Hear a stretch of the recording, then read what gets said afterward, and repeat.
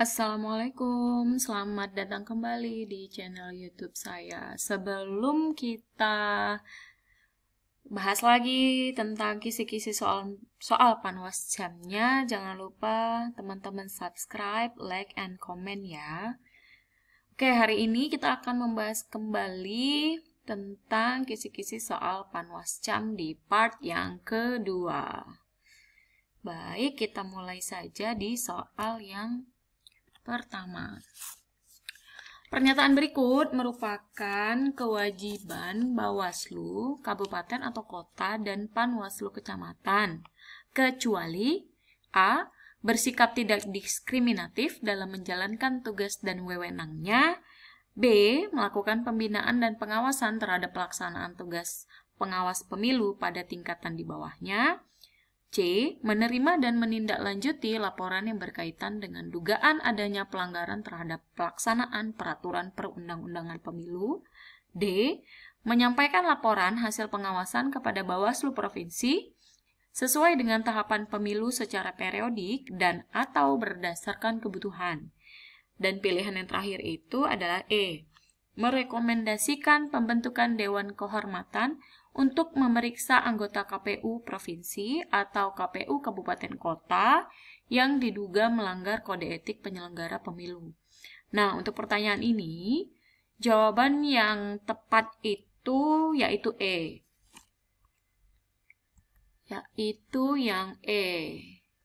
Yaitu merekomendasikan pembentukan Dewan Kehormatan, karena itu bukan tugas dari atau kewajiban dari Bawaslu Kabupaten dan Panwascam. Oke, kemudian kita kembali lagi ke soal selanjutnya.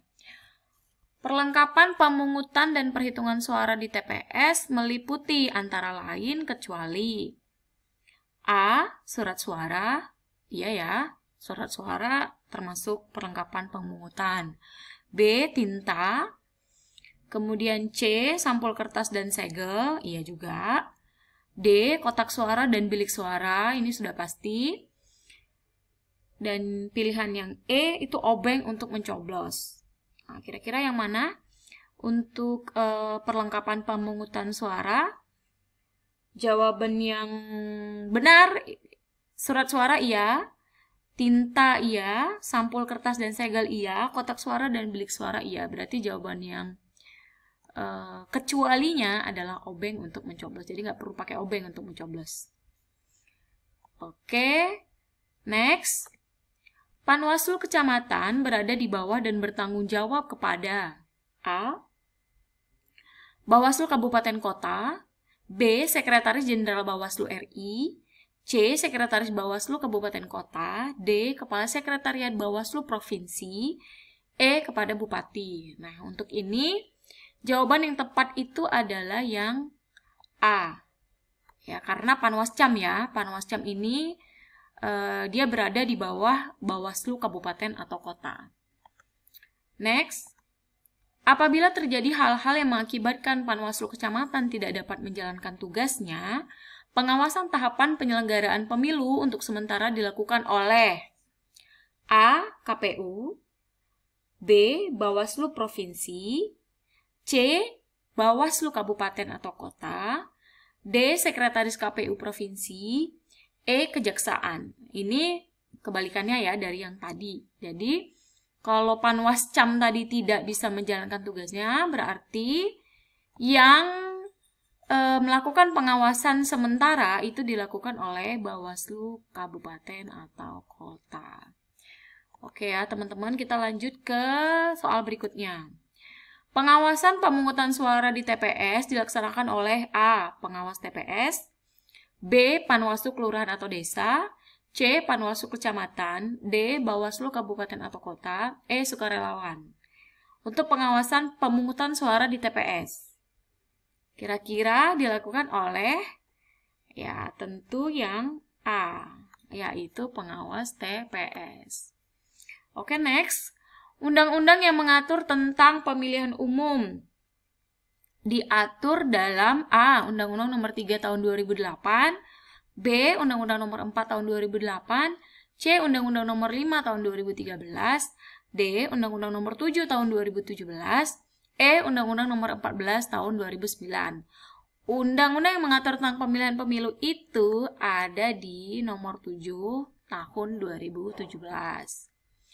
Next, berikut ini adalah pihak yang harus tunduk pada kode etik penyelenggara pemilu. Adalah A. Peserta pemilu, B. Pemerintah daerah, C. Petugas kampanye, D. Pengawas pemilu, E. Komisi penyiaran. Nah, untuk pertanyaan ini, yang harus tunduk pada kode etik ya, penyelenggara pemilu itu, yaitu apa? Pengawas pemilu. Oke, kita lanjut pertanyaan berikutnya. Sekretariat Panwaslu Kecamatan dipimpin oleh A. Kepala Sekretariat Panwaslu Kecamatan, B. Ketua Panwaslu Kecamatan, C. Anggota Panwaslu Kecamatan, D. Sekretariat Jenderal Bawaslu, E. Benar semua. Nah, Sekretariat Panwaslu Kecamatan berarti dikepalai oleh Kepala Sekretariat Panwaslu Kecamatan. Oke, soal berikutnya.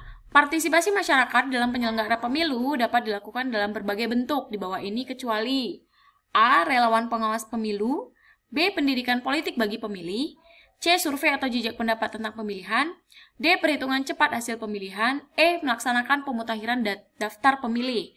Jawaban yang benar adalah yang Oke teman-teman, sekian kisi-kisinya hari ini. Assalamualaikum warahmatullahi wabarakatuh.